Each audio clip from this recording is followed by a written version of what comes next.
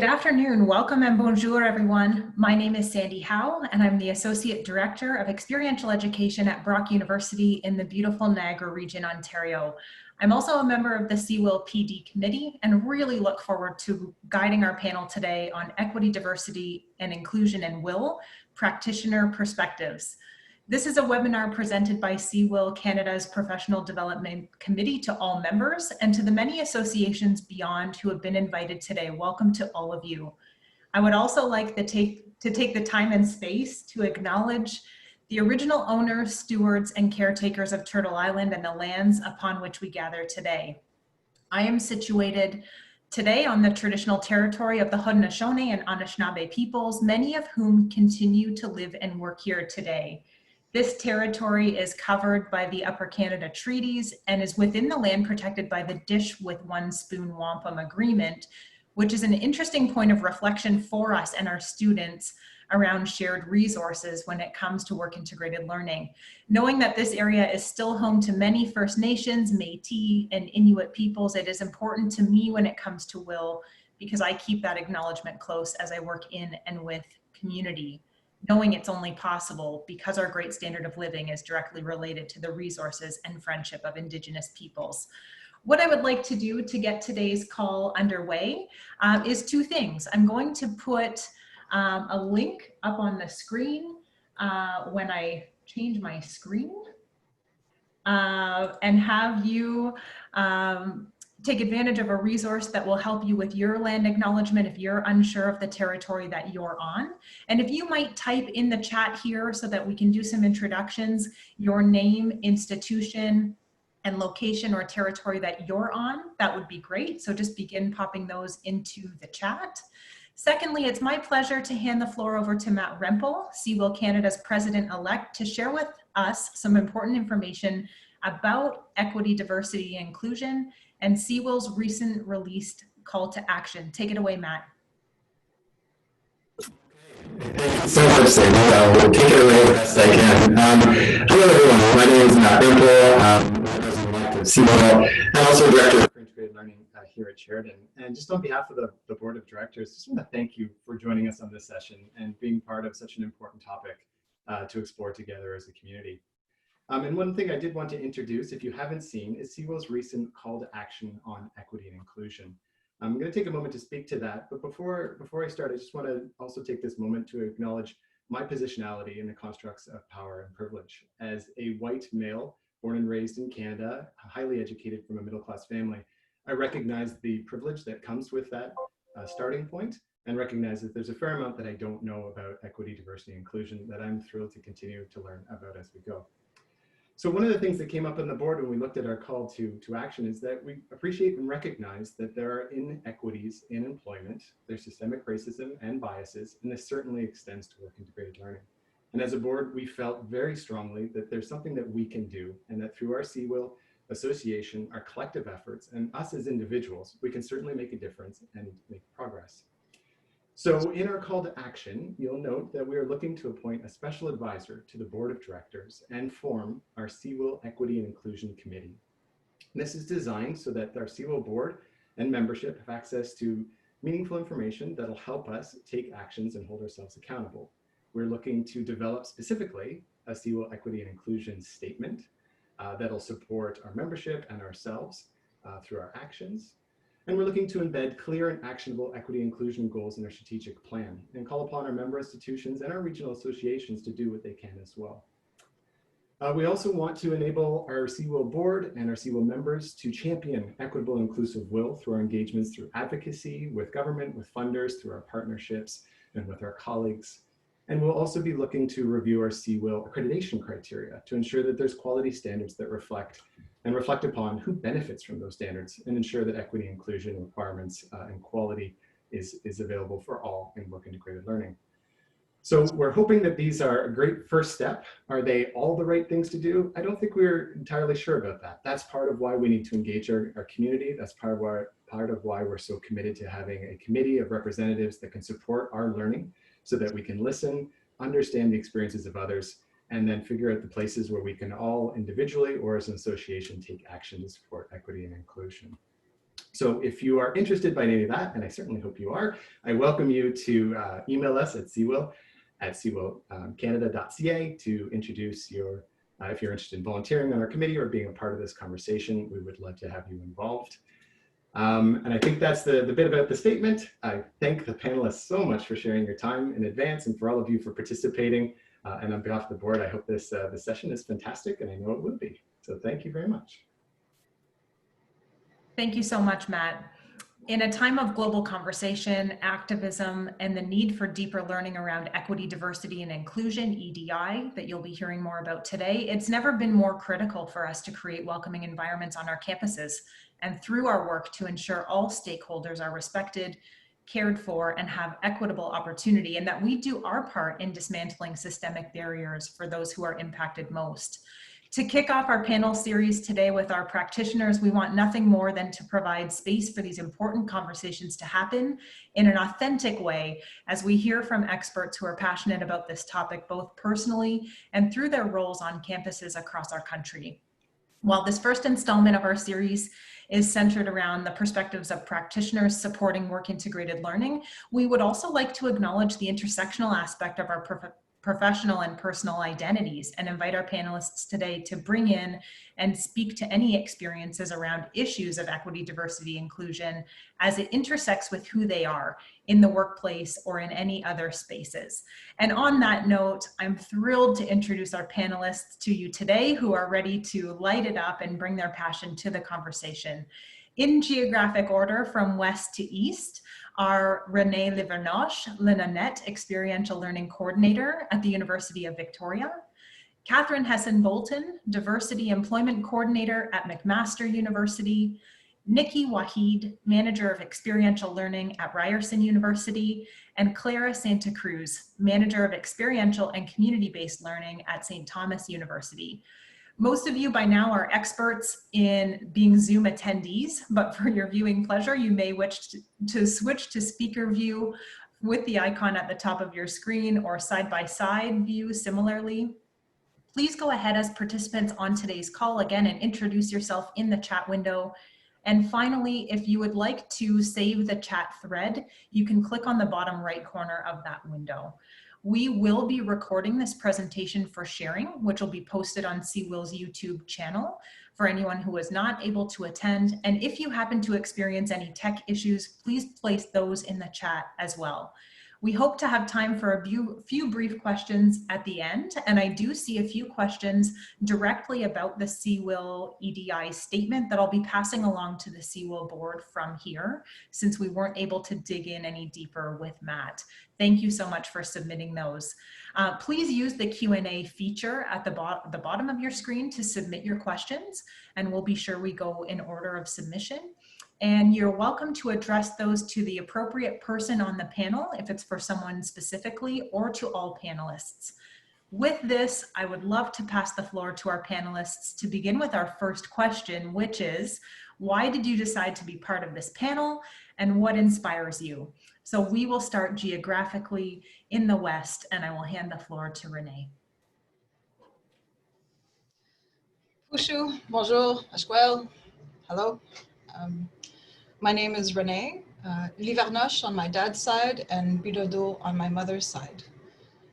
Livernoche possibly used to be Polish for Livernoski. And on my mother's side, I trace my roots to the Innu Nation of Northern Quebec. I like to share also, though, that we didn't have the privilege to grow up with Indigenous ways of being and doing. I was actually raised French Catholic, and I was raised on the Kwangan territories. So it's a great privilege to be speaking to you today from these territories. And I put my hands up to the Songhees, Esquimalt, and Wasanich peoples, whose land I live today. And it's been a great privilege to be born and raised here and to have the opportunity to work with Indigenous students at UVic. I started as a youth worker. Well, first I'll go back to being I did Indigenous studies and women's studies. I did a master's in applied theater and Indigenous education. And then I left the university quite in a rush. I needed to be working in community, and I needed to be working with the Indigenous communities specifically, it was important to me to connect and to put my service to good use.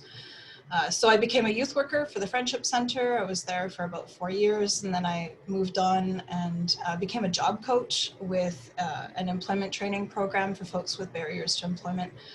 And I was doing that for about another 4 years. And then from there, I became an instructor for Camosun College, teaching employability skills in community with Songhees and Paquachin nations. And so, and then when that wrapped up, I moved on and came back to UVic, and that's where I'm now the Lenongit Experiential Learning Coordinator.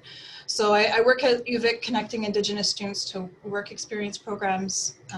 I also teach employability skills with the Lenongit program and the preparation seminar.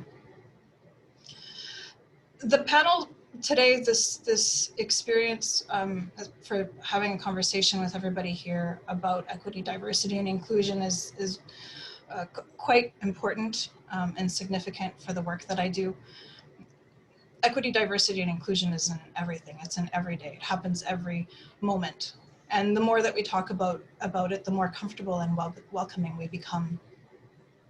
I believe that in the work that we're doing in responding to the Truth and Reconciliation Commission, enacting the calls to action, I believe there's a lot of work to be done with being able to really hold up what equity, diversity, and inclusion truly means. And I think we need to unpack that. And we need to include the concepts and the principles of cultural intelligence and emotional intelligence, because it requires us to self-reflect and to really understand what our social and emotional narratives are, so that we can really truly represent and reflect the spirit of EDI and the work that we're really trying to do here. So it will require a lot of work from all of us. It will require that we make mistakes. It will require that we become uncomfortable. But the more that we have these conversations, the better it will become. So it's a great privilege to be here today, and I put my hands up to the organizers for the invitation. Thank you so much. Nashkamu, Haishkasiyam.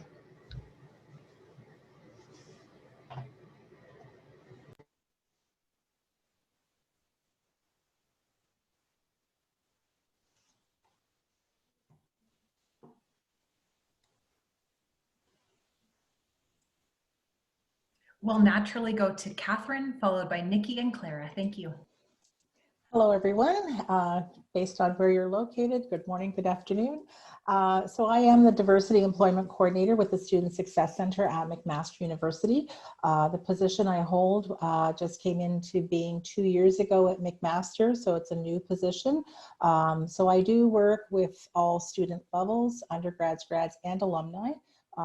Across all faculties. And in my role under our Career Access Professional Services, which basically supports equity-seeking students and students with barriers to employment through our career and employment counseling services that we offer. So it's quite broad in the students that we're supporting. And I think today, as we get into the conversations, you're often going to hear about intersectionality and that individuals just don't work and live and have one identity as a student when we're working with them. I'm new to the academic field. I've come from the nonprofit sector, primarily over, I used to say sort of 15 years, 20 years, and I'm sort of pulling back from 25 back to 20 years plus, working in the field, and primarily with national organizations related to disabilities, advocacy.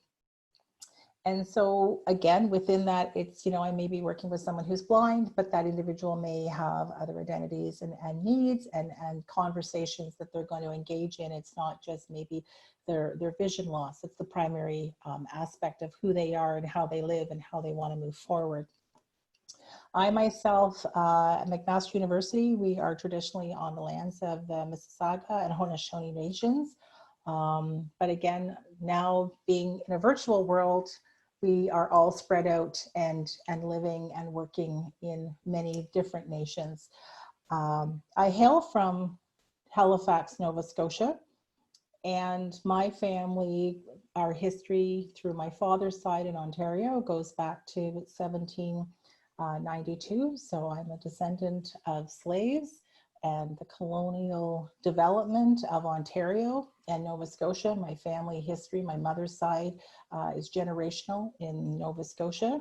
For some of you who may or may not know, and it relates to part of this conversation, is that we have a very rich cultural history within Canada.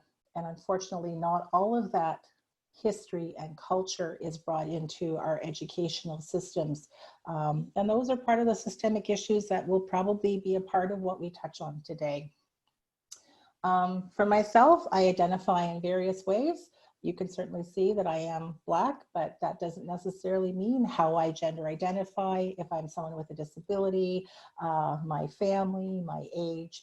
And so these are all different things that are going to be part of that conversation related to intersectionality and how we work with our students, with our peers, and our employers. What inspired me to be here today? Well, believe it or not, someone from the panel who's here today or for one of the attendees nominated my name. So that networking certainly can bring you to new experiences, and that is also part of the conversation today. So I do thank Bruce for putting my name forward, but certainly when I heard about the work that was beginning and the conversations, a story that I want to share. My grandmother, who grew up with us and lived in our family home, and she worked. When I passed grade 3, she gave me this little owl for a charm bracelet. And her quote was, "No matter what happens in your life, they can never take your education away." And she purposefully paused on the word "they." And I think as we move forward today, there's a lot of our students who are encountering barriers, and we are taking the first step on how we're going to be the part of change. So that's what inspires me to be here today. Okay, Catherine, that was very, very well said. I'm Nikki Waheed. I work at Ryerson as the Experiential Learning Manager. And I decided to join this panel because the subject of inclusion is near and dear to me.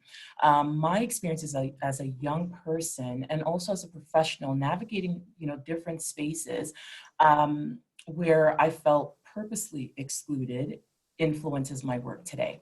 What inspires me mostly are the needs of our diverse population of students at Ryerson. And my aim in all that I do is really to prevent as many young professionals as I can from going through the same things that I did, always sort of questioning your own value because you haven't been invited or you haven't been included in, an organization's vision of success. Right. So whatever I can do to prepare them for that moment when they have to advocate for themselves, especially when it comes to equity in professional context, is really, really my goals for the students that I work with. Of course, this has also driven me in my career as a practitioner, working with student groups and working with faculty as well as employers, just to ensure that, when we're creating programs or initiatives, that EDI is at the heart of that. I want to make sure that whatever it is that we develop in terms of solutions to the career development needs of students does support their identities, that does prepare them for the world out there, but also leaves them self-sufficient enough to be able to navigate it better than I did, for sure. Students that I work with, or even faculty and employers that I work with, have the benefit of my experience. And sometimes I have to do the brave thing and really call out employers or even call out faculty members that I work with, but the great thing is that I have found success in being bold enough to say the things that I say sometimes, because they have actually resulted in very positive things for, I would say, Ryerson. I come to you from the community as well, as I've worked as a job developer and an employment advisor with various funded employment programs. So Ryerson also definitely benefits from the value of my experience there. And I hope that through this conversation that we can start to make change that matters, and not just one that pays lip service when we talk about EDI. Thanks. Thanks. And I am Clara Santa Cruz from St. Thomas University, a very small liberal arts university located in Fredericton, New Brunswick, traditional and unceded territory of the Mi'kmaq and Wolastoqey people. And I think I'm maybe the panelist here with the least experience so far. And I think that that's even what inspires me and what I look forward about this panel, learning from the speakers too, like, and allowing for myself who has maybe a fresher perspective into the field to be able to express my views also in what I've seen so far in the few years that I've been in the experiential learning field. I am also constantly inspired by the students that I work with and by their unique potential and like that are eager to learn, who are constantly even battling through the challenges or barriers that they face, the resiliency that they show constantly, and potential that they have and that needs to be seen by other people. That really inspires me. Like seeing it, I think that's the students have so much more maybe spunk to change the way things are that I really like learning from. So I yeah, I've always been interested in helping students and helping other people find their way. I think that it's a very necessary complement to higher education, learning where, like, what types of career paths are available to you, what are you good at, where can you apply the learning that you're acquiring in class. So yep, I'm very grateful to be here and to be able to share a little bit of what I've seen so far and to hear from Nikki, Catherine, Renee, and the rest of you. Thank you so much to all four of you for those brilliant introductions. We clearly have some depth in the personal and professional experiences here. To move into our question set, I would like to pose to you, how are you personally demonstrating and supporting EDI within your role on your campuses? And for this one, we'll start with Catherine and naturally move to Nikki, Clara, and Renee. Well, thank you. And I agree. I think we all bring so many different perspectives, and whether you've been in the field for a long time or a short time, that it does bring different perspectives to the whole story. Within the Student Success Center at McMaster University, I think one thing I wrote down was around showing up, and part of showing up is where do students, where do your employers, where do faculty members see you as this individual within your community, on campus, virtually? And we all cannot be experts in the areas of diversity and inclusion. I am here just representing one aspect of being a Black individual who grew up in Nova Scotia, but even the community where I grew up in might be very different from someone else from the East Coast. So showing up is about participating in different events and activities so that you can start to expand your own learning. And I do the same thing all the time. Some of those events may be open to faculty, students, and staff. And I think by attending different types of events with different participants, it's allowed me to have the employer perspective, the student perspective, and start to engage in different conversations. And when students are coming to you for appointments, or your campus co-op and career members, different service staff come to you, it's about having information, having resources to refer the individual to. Because there's so much going on, and certainly since Black Lives Matter, there's been a lot more calls and people outreaching for information. So I suggest, showing up and being available and reaching out to different campus members. When I joined McMaster, as I mentioned, I came from the nonprofit sector, primarily around disability support services and employment. But who were the champions on the campus leading the EDI conversations, accessibility? Who was leading things around Indigenous services, pride at, the pride community and how students identify? There's so much around intersectionality. I got out there and started meeting with different campus student groups, the career and faculty offices, the services, and that really helps you learn a lot about what's going on and resources available. Certainly having those conversations that sometimes, as panelists have mentioned, are difficult conversations when you are working with your campus partners to have conversations with employers. what do we do and how do we support students when they've encountered racism within a situation? And you may have a colleague coming back to you going, well, you know, you're supporting a retention piece within your service for students encountering barriers. How are we going to work together to navigate some of these things that students are encountering? Or as Nikki, you've mentioned, students have questions and concerns before they go out. Having very different conversations with students about what's the community you're going into? Where is this placement occurring? What have we really done to prepare a student? It's not just about securing the placement.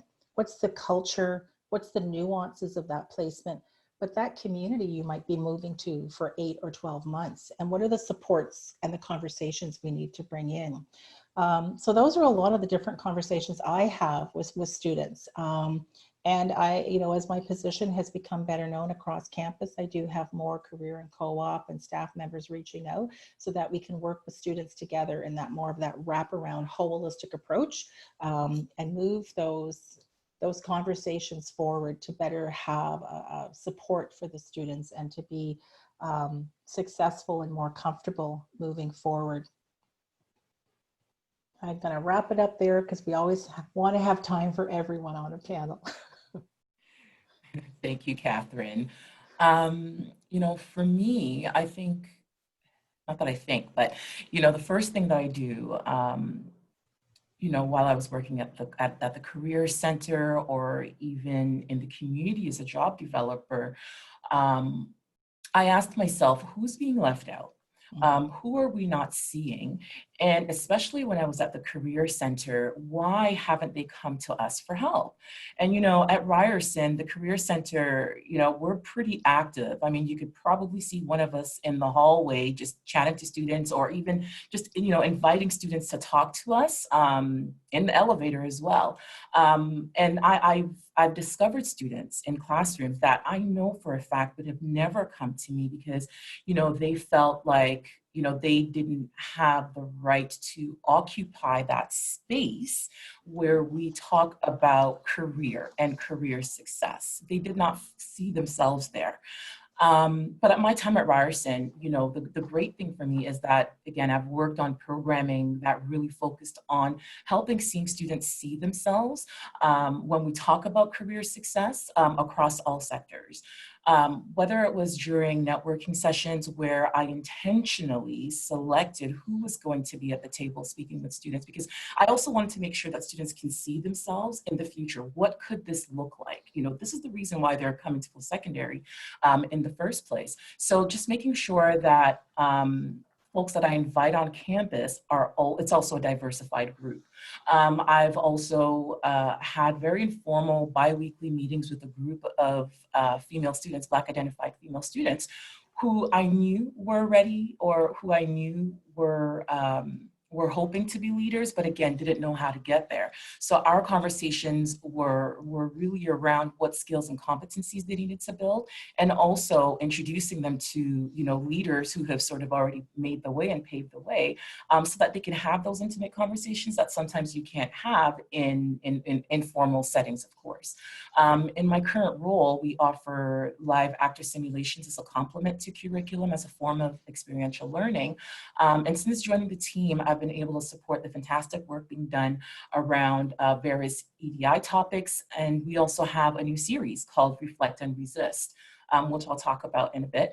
But Reflect and Resist, you know, was started this summer, and we had a conversation with over 100 faculty and staff in attendance and explored how critical conversations can be had in the classroom through an anti-Black racism lens, because, you know, for a lot of students, it does begin in the classroom. So, you know, when Catherine mentioned meeting them where they're at, for me, it's physically meeting them where they're at and asking for that space to have the conversation. You know, again, I have to say that I feel very fortunate because I've been able to work in spaces where inclusion mattered, and Ryerson is no exception. In every role that I've held, this has been a priority. So, you know, for me, it's also important that universities make a commitment for this, because you can have all the talent and all the willingness of the staff, but if you don't create the space to make things better, even at, you know, the career center, then our students will be at a loss. Thank you.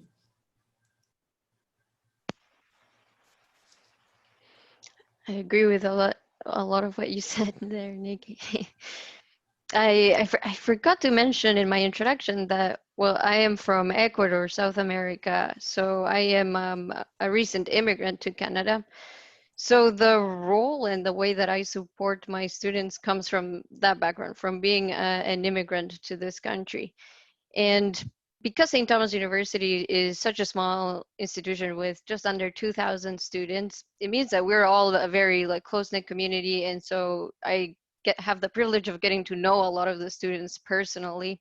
And I make a, but I don't think that a lot of people still do, even when an institution is this small, to take the time to know the students so personally and to have this very person-centered approach to working with the students, getting to know them as a whole person rather than just like where do you want to get placed, or what work would you like to do.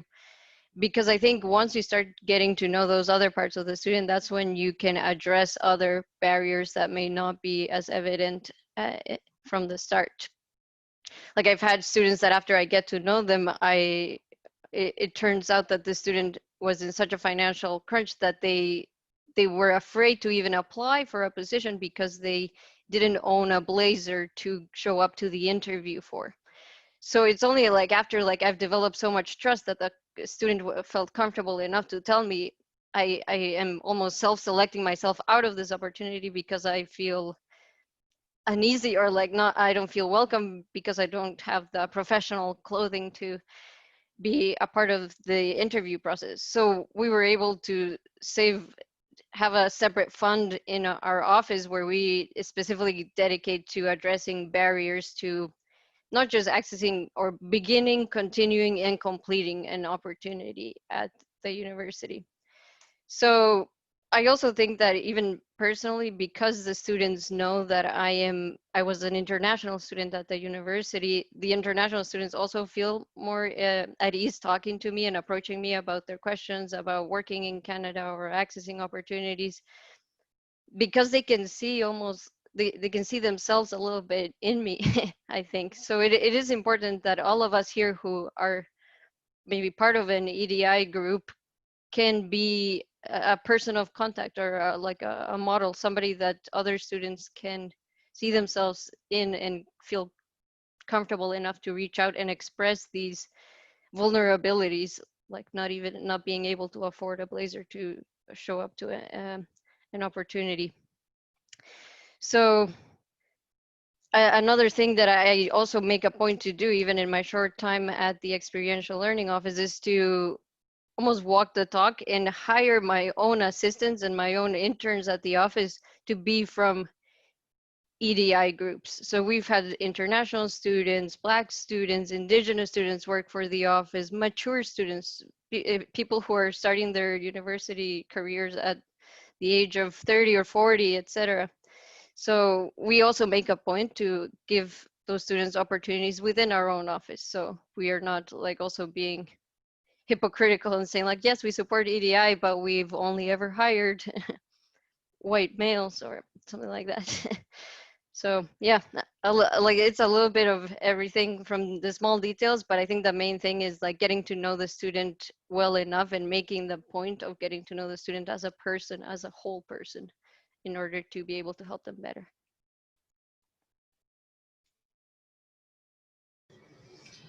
Wow, very inspirational. Thank you so much for all of your shares already. And I echo much of what you're saying. And it makes me think about how important space is and how important relationships are. I have the privilege of working with the Office of Indigenous Academic and Community Engagement. Half of my position is with them, and then the other half of my position is with Co-op and Career at UVic. I'm the Indigenous Co-op Coordinator. In all of that, I work specifically with Indigenous students, and I have the privilege and the honor to build relationships with them. And so much in the same way as to what you're talking about, we have the opportunity to wrap around them in a really good way. The Office of Indigenous Academic Community Engagement, short IACE is what we call it, the IACE office.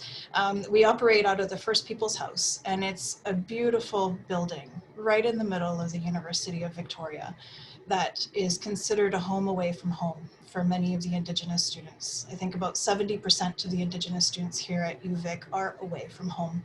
So it's so incredibly important that we have space that provides them with all the resources that they might need. So including access to emergency bursaries, access to food, access to cultural events, access to elders. We have an incredible elders and residence program here that they serve, well, outside of COVID times, we usually have a lounge, an elders lounge that's open for students to check in. Right now we have all of our elders at home with iPads ready to have Zoom meetings with our students. And so students just have to opt in for an appointment. The wraparound aspect and the building relationships, I mean, that's where a big key part of my job is. And I meet students in the hallways, in the kitchen, in the ceremonial hall when we have feasts.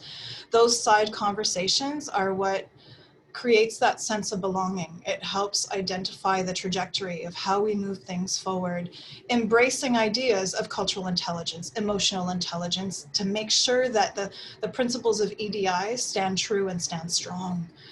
It can't just be an aesthetic. It can't just be an aesthetic.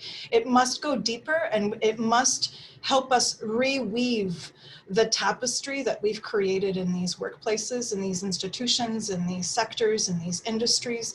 We need to think open, and we need to think about retention. I know that when we think about, hiring equity and making sure that we have a diverse workforce, sure, we tick the boxes, we meet the quotas, we get extra funding dollars, but what does that mean? What does that mean long term? What does that mean for workers' rights? What does that mean for belonging and for true diversity and for true diversifying of our workplace objectives and meeting where community is at, meeting where your workers are at? Like, we really have a lot of work to do, and we're just scratching the surface, and there are many moving parts to this conversation, and I'm very inspired by all of this. And I want to think back to an article that we read in the Lenongut Prep Seminar, is the 4Rs in higher education, and it's written by Kirkness and Barnhart, and they really emphasize the importance of responsibility, respect, relationship, and reciprocity. We need to make sure that we're giving back here, and we need to make sure that we're doing this respectfully, responsibly, and with deep respect for each other. This work doesn't come easily, and I encourage that we have more conversations like this, because the more that we have opportunities like this, the more comfortable we'll become, and the more inclusive it really will be. Again, it's not just an aesthetic. Thanks. Thank you so much. Moving into our third question, and we'll begin this one with Nikki. How are you supporting students, faculty, and/or community and employer partners through this EDI lens? And feel free to speak to your primary stakeholder or across the spectrum. Thank you.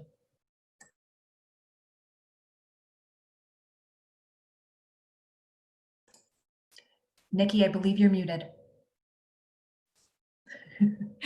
That is typically important to have a voice. Thank you very much, Sandy.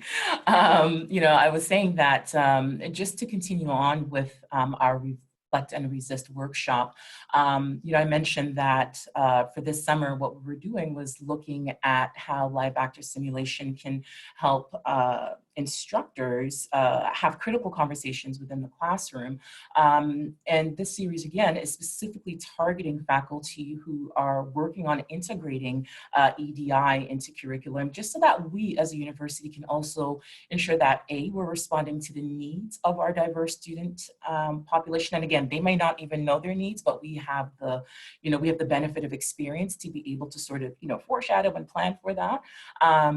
And of course, as a university, our commitment to help students develop their own professional ethos as career, community, and citizen-ready individuals who can affect change. We need to prepare them to do that. It's not just enough that we sort of have that in our tagline and in our mandate.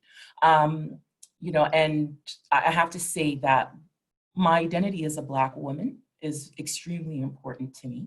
And because of this, I'm also co-chair of our Black Faculty and Staff Community Network. And our mandate is to support the university in its efforts against anti-Black racism, while we're also, of course, supporting members. And we've also organized ourselves in such a way that every unit that could require assistance from the network is represented, and every unit can find support within that. I've also been part of what we call on campus the Black Excellence Committee, which includes members of our tri-mentoring program and our ECI office. And this past summer, or I should say this past winter actually, we had the first award ceremony, and this was to recognize Black students who have won awards or bursaries throughout the year. And this was a way of encouraging them to continue, their excellence, but also to encourage other students as well, to understand that they're seen and they're recognized too. We also had our Black Grad event. Despite what, the challenges of COVID, we did it all on Zoom and it was well attended. And for students, it's those little moments that matter, and also encourage them to participate as part of our community at Ryerson. I could list more, but the one thing that I do want to mention is that throughout all of this and all my roles at Ryerson, that I have the support of my director. Without this, I wouldn't be able to do this work outside of my role, because as we know, these positions, especially, roles that tackle these issues, are severely under-resourced in our environment. So, it takes time away from my work, but it's also time well spent. And my director truly does value EDI in practice. So I also want to encourage leaders at all level in this call to do the same, support these initiatives. And you know what, if you can, fund them, because the people that are doing it sometimes off the side of their desk, and we need more funded roles to be able to do this work and do it well, if that is our intention. Thanks.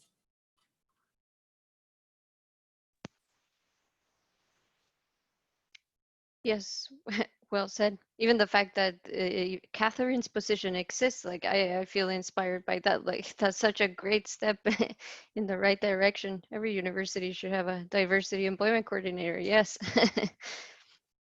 And yeah, and even speaking of like having the support from the leadership and the funding from the leadership, in New Brunswick, we have been very fortunate that we have worked very closely with our provincial government, who has recognized the value of work integrated learning and experiential learning in general. So they have actually started this initiative. They started it like 3 or 4 years ago, called Future New Brunswick, and a side initiative called Future Wabanaki, to recognize the additional barriers that Indigenous students face in our province and to be able to support them adequately. It's thanks to this initiative that the 4 publicly funded universities in our province are able to provide paid, so remunerated positions for students to undertake in their undergraduate degree. So we're able to offer paid internships anywhere in New Brunswick, particularly with small businesses and nonprofit organizations, so the students don't have to do these internships for unpaid, or internships that are entirely managed by an employer and don't take into account the barriers that they may face. We are able to have these funds that I mentioned to set aside for barrier removal for students. And in particular with the Future Wabanaki side of things, we are able to also hire an Indigenous specific experiential learning coordinator, who I am very privileged also to work alongside, and who has taught me a lot already. We're very different, and I love that about it. Like, I think that is also a practice that other people should take into account, hiring people that are incredibly different from you so that you can learn more from them. She has taught me a lot about her perspective on like feelings and taking that into account into the personal development when a student is going into a workplace. How are they feeling? Are they feeling confident at the moment? Are they feeling not unwell because the employer is not understanding where they were coming from? So I've been able to learn a lot. And if you are able to work with your government or your leadership, your university leadership, to find these sources of funding and support for experiential learning, like Nikki said, I 100% agree. I think that's the main reason why we have been able to support students, faculty, and employers and community members through an EDI lens, because we've been fortunate that they recognize that underrepresented groups should have extra support in order to make it an equitable field for students. Yeah. Yes, all of that. Yes. I have the privilege to organize the Indigenous Career Fair and the Indigenous Mock Interview Clinic. And so we do that twice a year, once in the fall and again in the spring. And we host it in the ceremonial hall. We have a feast. We open with blessings and prayers, sometimes a song. I invite folks from employers from the government sector, the nonprofit sector, Indigenous organizations, and the corporate sector, industries, resource extractive industries. We try to have as much of a diversity as possible to represent the Indigenous students' degree programs across campus. And so it's a curated event. I can only invite about 15 employers, and so I try to keep it diverse and relevant. And so it's important for the students to see themselves and see their trajectory and where they could end up with their career choices based on the programs that they're involved in. I also invite community. I go out to community. I invite the college to come and participate at the university too, so that I can plant seeds, so that conversations can happen. And then I also try to have good conversations with the employers to make sure that they feel ready to have these conversations with Indigenous students, because sometimes some folks are just coming to the table for the first time and they're still needing more information. They're needing more instruction. They're needing more practice with having the conversation and understanding the language that is specific to understanding about the intersectionalities of Indigenous communities, Indigenous students. This isn't a simple ticky box that we tick at the end of the day.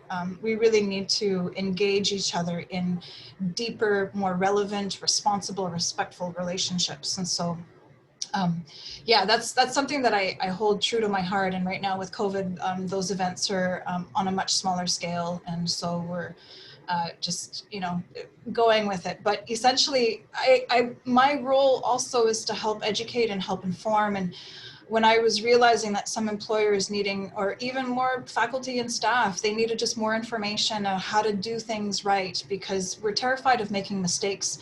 But because we're terrified of making mistakes, we end up in a paralysis as well. So I've collaborated with students to make sure that we've documented the questions that they have for employers.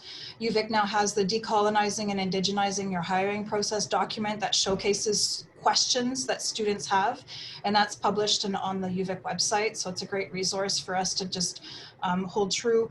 There's also, we're participating, I'm happy, Claire, that you talk about the provincial partnerships, because here we also have the Indigenous Work Integrated Learning Resource Hub that is emerging for the province. And so we're creating resources for co-op staff and work integrated learning staff all across the province, so that we can really meet the best interest of the students as they engage with work integrated learning and look at their future career choices and how best to do that, and how to make sure that we're all culturally safe with each other.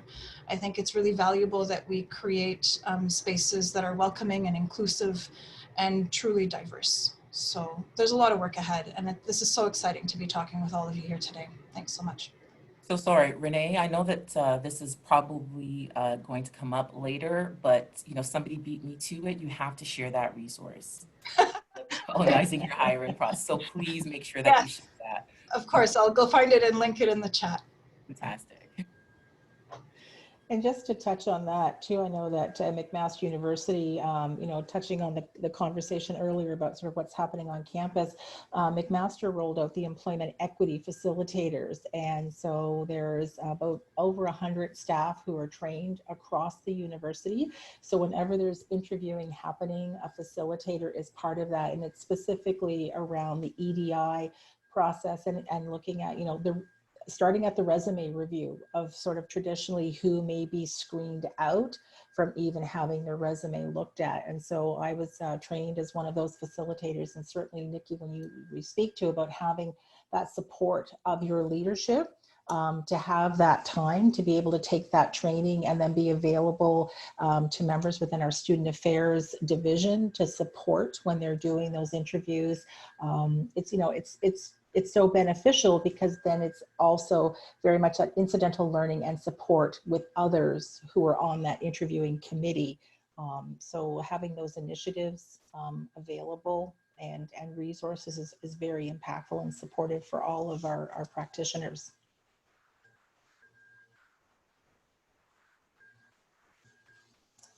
Amazing. Thank you so much for the rich information that is just pouring out at this point. Moving into our final question and closing statements before we get to a couple of great questions.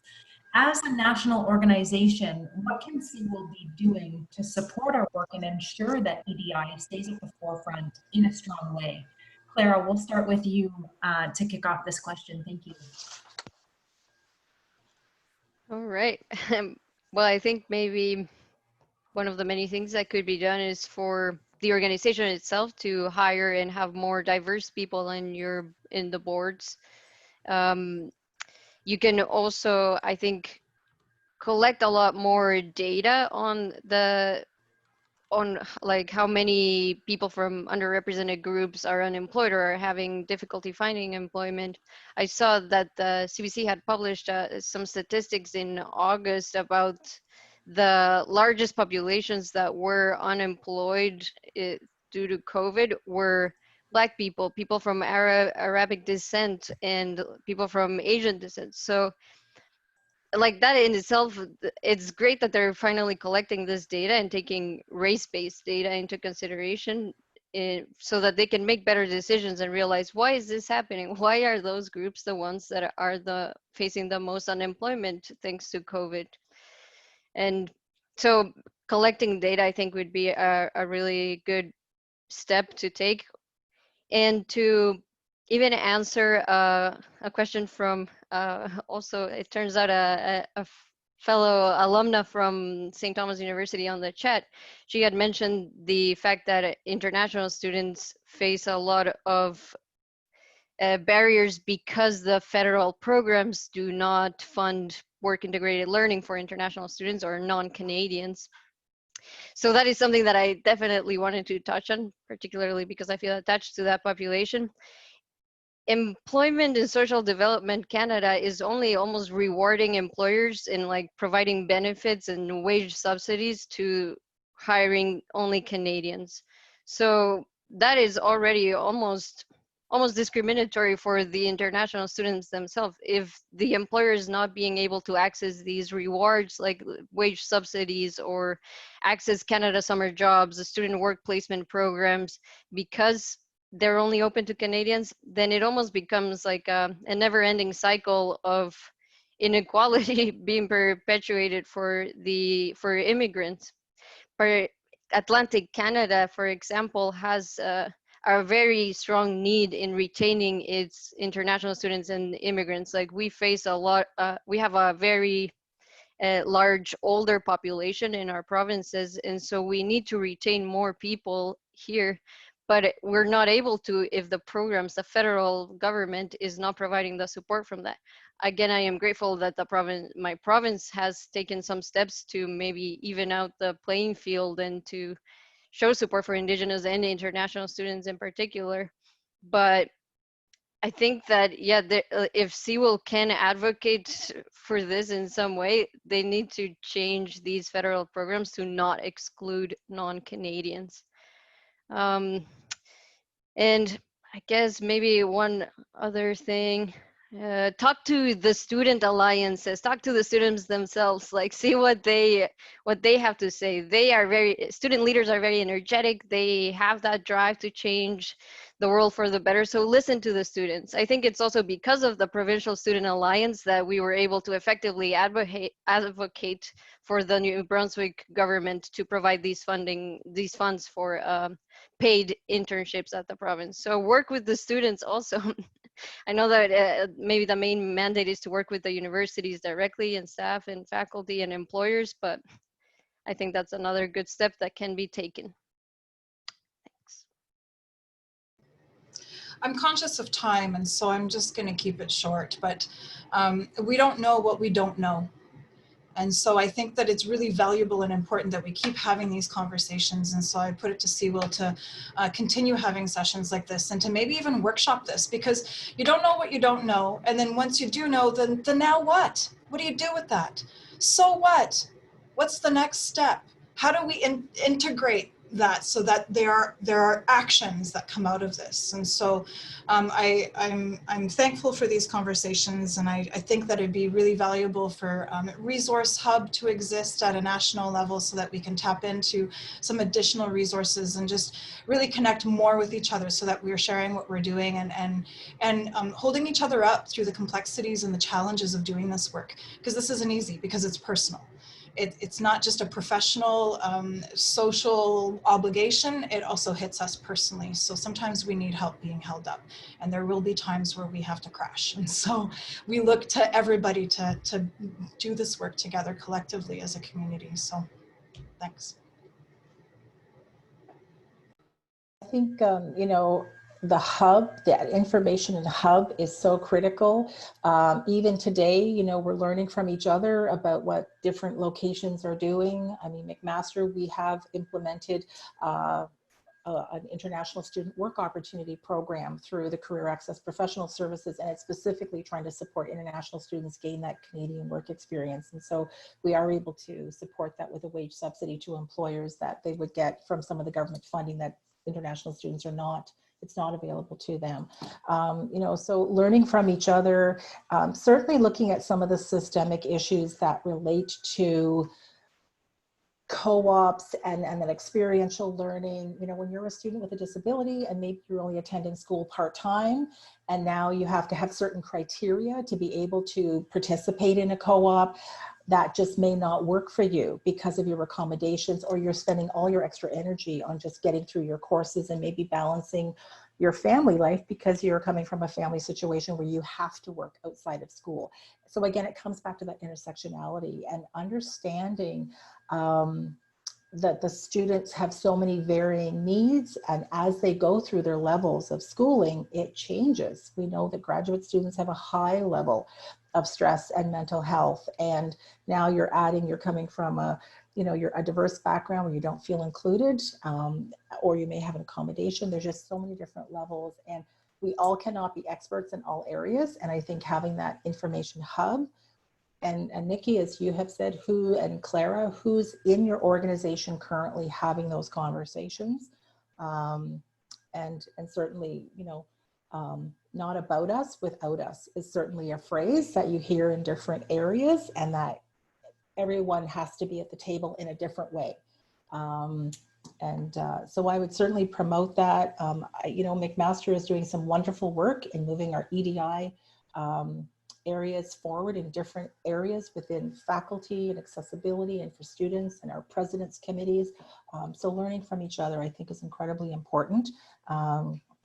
And all of us sharing with the professional development committee and your EDI committee members on other additional resources. I know Sandy and I have already shared some information, so that's certainly that we all could have a part of that process moving things forward.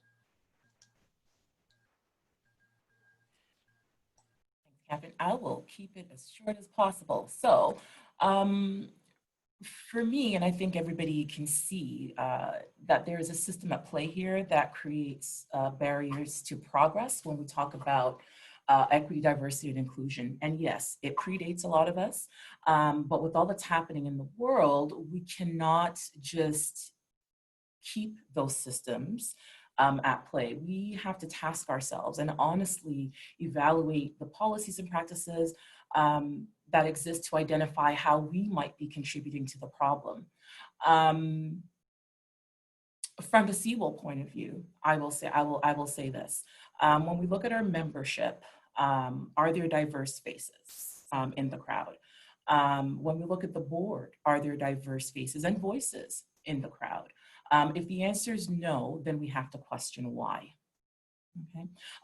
From board to general membership, we all see who's missing in this conversation. So let's start asking why as a group, but especially as leaders in our respective spaces. And that is a challenge that I'm putting forward to all my colleagues here and also to myself and my university. Thank you. Thank you so much. I'm a bit at a loss for words, and I apologize that we are right on time. There were some good questions that rolled in around calling out and how to manage that, around how to inspire colleagues, those who are on board with EDI and making changes, and maybe those who are not, and how do we work with everyone across the board. And so as I move into a very brief wrap up, I work with a faculty member who always says at the end of a lecture, the end of a training, who are you now? And I am not the same person that sat down at 1 p.m. today because of the four of you. And so from the bottom of my heart, I would love to thank you, Renee, Catherine, Nikki, and Clara for really just pouring your passion into our conversation today. This can't just be the work of a few, as you've highlighted today. And in the spirit of reflective practice in WIL and the concept of, what, so what, now what, we got the what and the so what today in a really big way, but the now what is up to the 110 plus participants that have sat here today and allowed you to pour into us. And so to everyone, I would say, what are you going to do now? Now that you are who you are now, how can you influence your campus? How can you keep the conversation going? How can you bring people to the table in that spirit of not about us, without us? And given that this can't just be an aesthetic, we need to take that tapestry apart and rebuild it with everyone included. And what does that look like from your chair? Because everyone has the opportunity here to influence, to grow as a person, as individuals, as leaders, and within your organization. And so thank you so much for that. The contact information for our brilliant panelists was up for the majority of the session. And I hope that you've caught it. It's back briefly if you'd like to take a quick screen capture of that. They have all offered to continue the conversation with anyone after this who would like to reach out about particular things. Thank you so much. We do have 2 upcoming sessions that continue this panel experience, one including employers and community partners happening at the end of October, and last but certainly not least, student perspectives on EDI and WIL at the end of November. Just a reminder that this has been recorded and will be shared in a few days on the CWIL YouTube channel, along with the past sessions that you can find posted there as well. This has been such a rich opportunity to learn, to say the very least, and a conversation that I know will continue in my circles. And I would like to again thank the 4 of you and everyone on the call today for making it successfully through a virtual September. Last but certainly not least, the CWIL PD committee with Robin Ludi from UBC as our fearless leader, Aaron Kaipanen from the University of Calgary, Bruce Wilson at Redeemer University, Natalie Roper at Concordia University, Tracy Horn at the University of Lethbridge, and Nicole Nadarozny from Lakehead College. I would like to thank those committee members, as well as, my apologies, a brand new member, Sarah King from the University of New Brunswick. She began yesterday. If you're interested in joining this particular committee and helping to inform CWIL, its membership, and beyond, please feel free to contact Robin Ludi directly with her contact information on the slide. New members are always welcome. And I see gratitude and thanks pouring in on the chat from the participants. So thanks once more to the 4 of you, and everyone stay safe and well. We'll see you in 1 month's time.